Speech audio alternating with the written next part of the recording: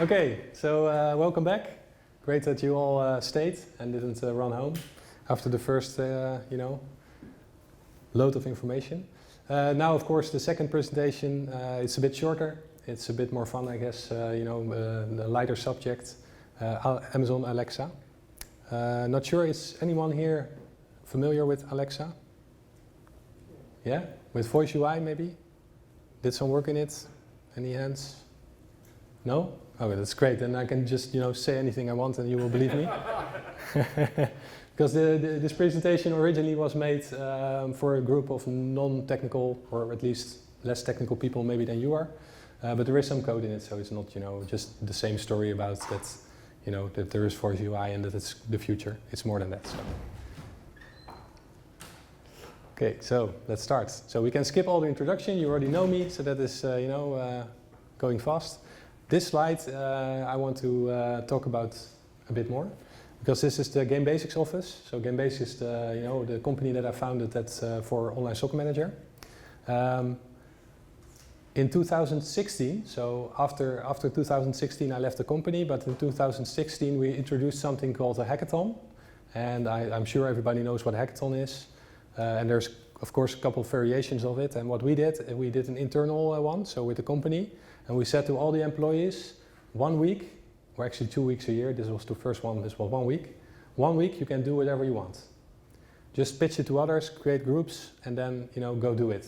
And you don't have to abide by any backlog or Scrum or whatever. You can just do a week or whatever you want. And in the end you present it to the rest of the employees. It was a really great week. And after that there were a lot more hackathons like that. And this first hackathon I actually joined to do some coding, and I looked at my GitHub profile, and by then it was 2 years ago that I actually committed something to GitHub. So for me it was again very new to do some actual hands-on coding, because I was drifted away to doing all kinds of management stuff, and talking about other people's work and not doing work. So that's also why I started a new company, because I wanted to do hands-on work. And this was, so a couple of weeks before I left, I joined the hackathon, and we created something, and it was not a roster bot, it was a chatbot in which you could play Online Soccer Manager.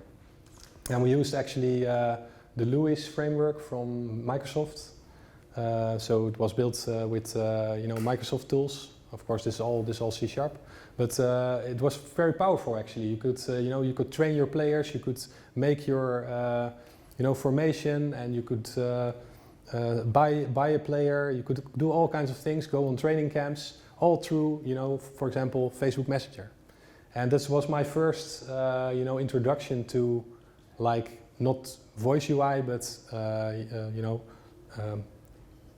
AI through text. And of course voice AI is a component above that you translate the voice into text and then translate it back to actions.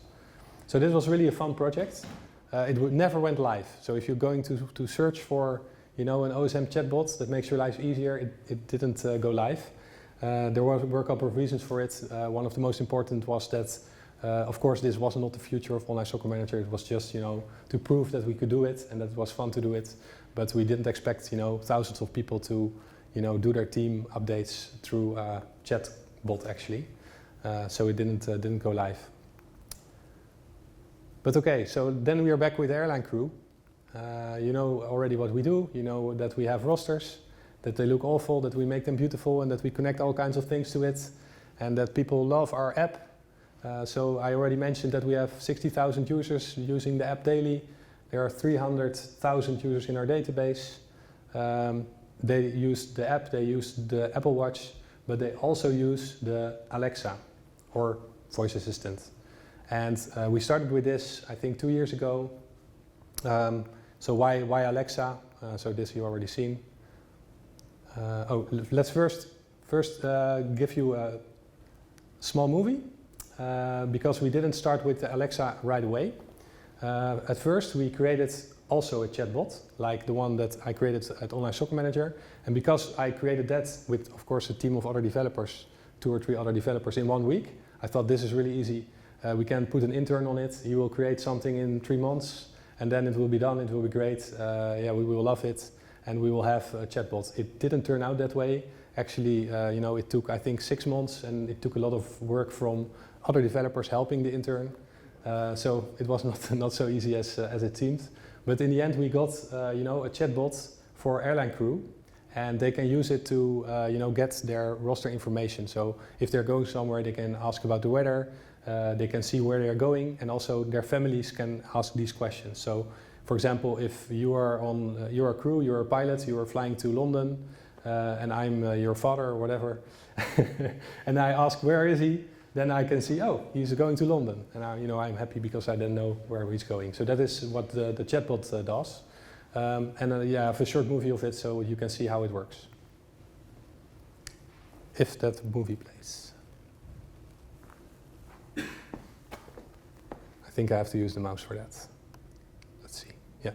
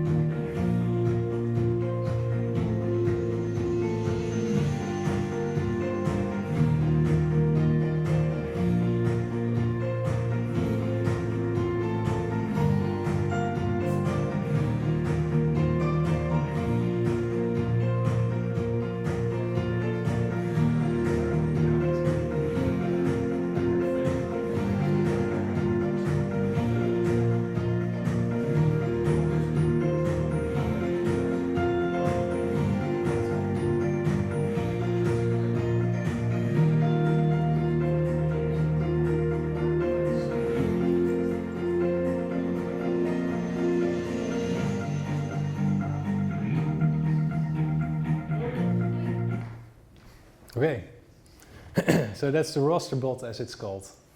So yeah, so we were, you know, excited about it, and you know, going forward with it, launching it. People, I wouldn't say they loved it, but you know, some people use it. So we were thought, okay, but let's make it more awesome. Let's also involve voice UI. So then we looked at the market, and this is, you know, the UK, which is our largest market actually. So you have the US and the UK. Those are our, you know, where we have the most users. So in Holland, you would probably say, okay, in Netherlands, Google Home is much larger, but also because it's, you know, it supports Dutch. But you know, in the rest of the world, Alexa is bigger. So we went for Alexa. And then, yeah, well, what did we want to do? Of course, we wanted something that we could show and that we could, you know, use in marketing efforts and whatever. So we were like, okay, it needs, what do you need to do? You need to connect with a skill. So a skill is what you write for Amazon Alexa. That's called a skill. And we thought it would be nice if people could ask about their next duty. So if you just start a skill and you say, what is my next duty? That it would tell you, you know, you're going to London today, or you have a day off, or whatever, something like that. And of course, that duty we already have from the roster. So we can use, you know, the database that we have and the application that we have, yeah, to bring it to a voice UI. And again, this looks quite easy. So what did we use? Yeah, of course you're already aware of some of the things. I already talked about it. We used Laravel, Lumen actually. We used yeah, the Amazon Alexa framework, stuff that Amazon provides. Yeah, and some, you know, other stuff that I think most people will know. Of course, you need to test it, so you need Postman. And you need some local web server. That is the one below, the ngrok. That's the local web server. So you can, you know, connect to your own machine, and you know, the Amazon stuff can go there. So this is what we used, and then it looks like this. So you have, you know, the Amazon environment. That is where the text is translated. Actually, they have like the natural language understanding. So you can just type something and it will be recognized and it will be translated into intents. And then the intents will be sent to your, with the variables in it, will be sent to your backend. And in your backend you can process it and you can give, you know, the response back. And the response will then be pronounced by the Alexa speaker. So also, you know, pretty straightforward. And this is then how it looks like. So this is the actual dashboard of yeah, the Alexa developer console. yeah, you see the intents. So an intent is something that you want, that you want to say, but you can say it in multiple ways. So for example, you have the today intent, and you can, for example, ask, what is my duty today? Or you can say, give me my duty today, or today. And then, you expect Alexa to know what you mean. And that's an intent. But you can also have, help me, or give me information, or that's another intent. So that can be the help intent or something. And then if you know what the user means, then you can use it in your backend to do the right thing and give the right response. And all these intents can be trained. So you can give them, even also everything that the user says will be logged there. So you can then approve, the things that your bot did. And you can just, say, okay, this was right, this was wrong, this was right, this was wrong. And then it will train your model even better. And it's also fun to see what people say against, their speaker. So you can also see that. Yeah, it's kind of a privacy thing maybe, but it's fun. Yeah, so here's this in more detail. You see the intent next duty. So what is my next duty? So not everyone will say exactly what is my next duty. Some people will say it in a different way. Yeah, so you can also say the name, for example, of the person you want to know it about. That's then a variable, and it will be nice if your backend knows that the name is used, so we can give the right information and not from another person.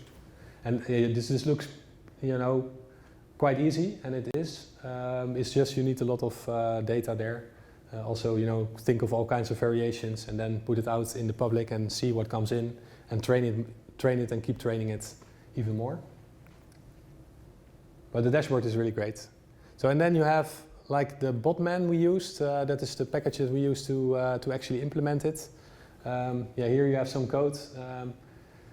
This is the controller where it comes in, where the request comes in. You load the Alexa driver, and then of course you listen for input, and then you have, for example, a launch request or a session end. So those are specific cases, and otherwise it's just a request that the user does, so something that the user said. If you go on, then here you have the launch request controller. So if you go in the first time into the bot and you say start roster bot, that's actually our invocation name. So if you say start roster bot, luckily there is no speaker here, so otherwise it would activate. Then it will say welcome back. Why don't you ask about your next duty? Also I will talk about it later, but the way that the sentences are structured is very specific, and Amazon has all kinds of rules about it. So you have like a very thick book of rules that you need to learn about how you have to deliver lines, and where there needs to be a question mark, and what is a good way to answer and what is a bad way to answer. And if there is a session, so for example, if I start rosterbot by saying Alexa start rosterbot, it will start a session.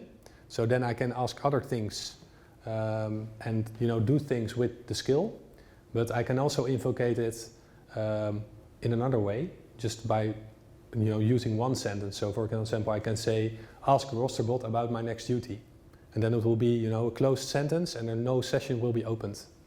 And this is also different from, for example, the chat client, because in the chat client you always have a session. But here you don't have it, because you can do a lot of stuff, and you can you also ask about the weather or start something on Spotify, so that then you just want to do one thing with rosterbot and not stay in the rosterbot scope. So that's something that you need to account for if you are merging the chatbot and what we did actually. We merged the chatbot and the voice UI together, which made it a bit more difficult than I expected actually. So, and you have a lot of variations. So if you have then some things that you're going to say, these are just the duties that there are. But you can really, if you're going to map a conversation, it is really complicated, and you really see how many variations you have in a conversation. If you're going to draw something on a piece of paper, then then you discover how much variation there actually is. So even for a simple thing. So, but then, this is an example of how it works. So this is actually in the console, so the Alexa console. I don't have, the sound there, but this is, it's also with sound. So if you have the console open, you'll also hear Rostobot say this, and you can even, you can choose the language. So you can also, for example, do Indian English or, Australian English, and then it sounds even better. But you can say, okay, start Rostobot, welcome back. What's my next duty? Your next duty is a standby. That's also all coming from our backend. At TXL, which is the airport, and normally we would like to have the airport name, but this is airline crew, remember, so they know those codes. They rather have the code at 10 p.m. And then you can even say, oh, what about tomorrow? And then, it doesn't understand you. It says it's the 1st of September. And then you can say again, okay, ask Rostobot about tomorrow, and then he will say tomorrow you have a day off. Because the session ended, and then if you ask about tomorrow, it will just give you the date. So that's one of the things you can see, even in this test script that I made, that something can go wrong there. But okay, this is great, right? So if this works, then you're there. No, because I have another movie, and that is just, I think, 20 seconds, but it will show that it was not ready yet. Alexa, start Rostobot. Sorry, I'm not sure. Yeah. So what happens here? This is a user that sent this video to us, a UK user. And he was trying to start the bot because we published it in the store. It was, approved. And it didn't work. So what happens there? Why doesn't it work? Now, it turns out that there were a couple of things that we were not doing yet. So Amazon is very strict about security.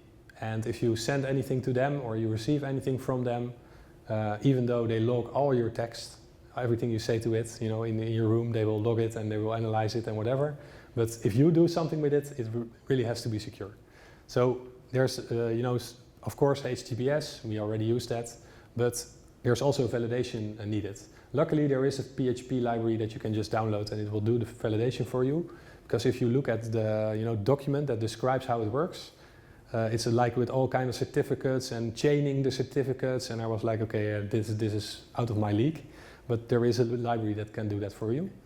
And there's also some testing, and before they actually, so it seems that it's live, but it's not.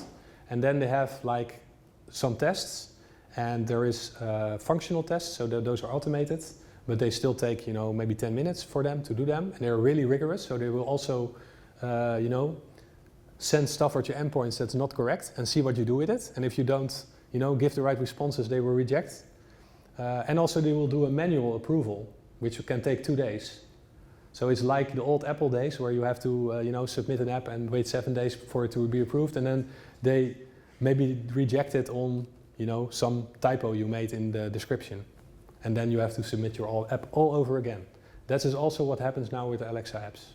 So they're really, focused on also the descriptions, and is the examples, are they correct? So if you misplace one question mark, reject. So that happened. I think before it was approved, I'm not kidding you, it was rejected 15 times. So you can, even if it takes 2 days to do that and you're a month going, and then, of course it takes sometimes longer to fix something, and especially because they just say, yeah, we tried this, and read the manual. It's not correct. So sometimes you get some pointers, but sometimes you don't get really pointers. And so if you're going to work with Voice AI, you can get a proof of concept really quickly, because the integration with Laravel again is pretty cool with Botman and all. But if you're going to put it live, it can take a bit longer than you expect. So we did something else we did wrong. This is also something we want to improve. So how do you connect to a skill? We had a code that you had to, in the chatbot, we had a code that you could type in, and then you were connected. That was a really convenient way to connect to that. But we thought, okay, we already have that, so let's use it for the Voice AI as well. Amazon has a way to connect through the app, the Amazon app, but we were like, okay, then you have Voice AI and you have to connect through the app. That's stupid. But there is a reason because they do it like that, because it's really hard to connect with the code. And so what happened? yeah, we have like Alexa connect me with 13245, for example. That's a code that I can speak, but it will explain, it will say Alexa connect me with, so the 2 is actually a word also as well. So there it goes wrong already. So is it 2 or is it 2? Alexa doesn't know, so it will give random results. And also it will correct your ordering for you, which you don't want. So if you say 132, it might create 123. Because normally people, so there's machine learning under it, normally people mean 123. But if you do the ordering wrong, which is of course a code, then it won't work. So it was really, really hard to find these issues because users were not able to connect with it. And then I was like, okay, but you have to write code, You just say the code and it doesn't work. So why not? You pronounce it right, you take enough room between the letters or the numbers. So why not? And the reason how we found out is that we let Alexa read it back to them. So then they could discover where they went wrong or where Alexa went wrong actually. And we could optimize for that. But it's still not perfect. So we create now not random codes, but with some constraints. So not 13245. So that's not a code that we accept any longer. But the best, of course, would be to use the OAuth protocol and do it through the app. So and then afterwards you can just use the app or the skill for whatever the skill is meant for, and then the connection is better over there. So then there is another, this was really, I was really annoyed by this actually, and I'm still annoyed by it. If you have a skill in English, and this is what happened with the UK user, we had it published in the US store, but UK English is not US English. You have to create a new skill, everything copied, and then, submit it again. It needs to be tested again. They need to verify it again.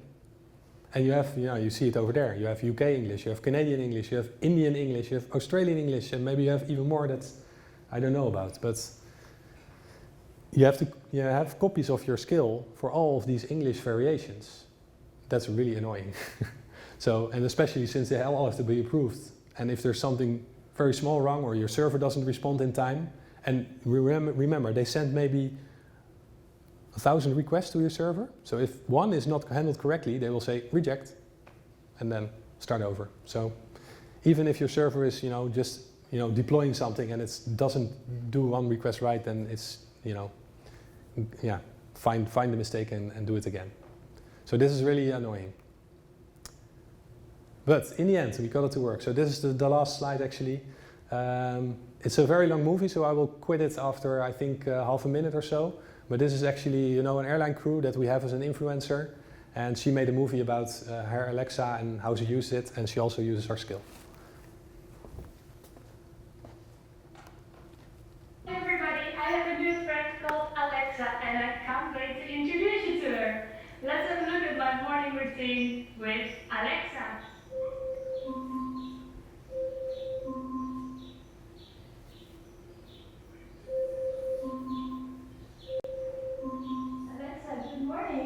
Alexa, open RosterBot. Welcome back. Why don't you ask me about your next duty? When is my next duty? Your next duty is a report at PMO, 10:30 a.m. today. Alexa, what's the weather today in Torino? Today, you can expect lots of sun. Alexa, remind me to bring my sunglasses. Okay, I'll remind you. Okay, and now she goes, dressing up. So let me move on to the last slide. So there is,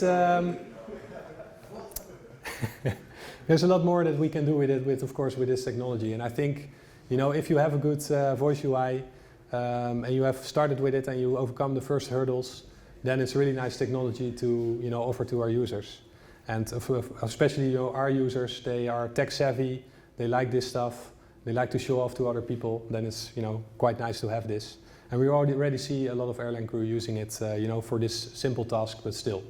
So, and there's a lot of things that we can add to it if we, if we go into the future. So I encourage you to, to check it out. Also to, get started with Voice UI. If you have a Google Home, or I think it's 30 euros or something, you can just buy it, and then you can just, download the SDK and get started with it. And yeah, thanks a lot for your attention. If there are any questions, I'm happy to answer them.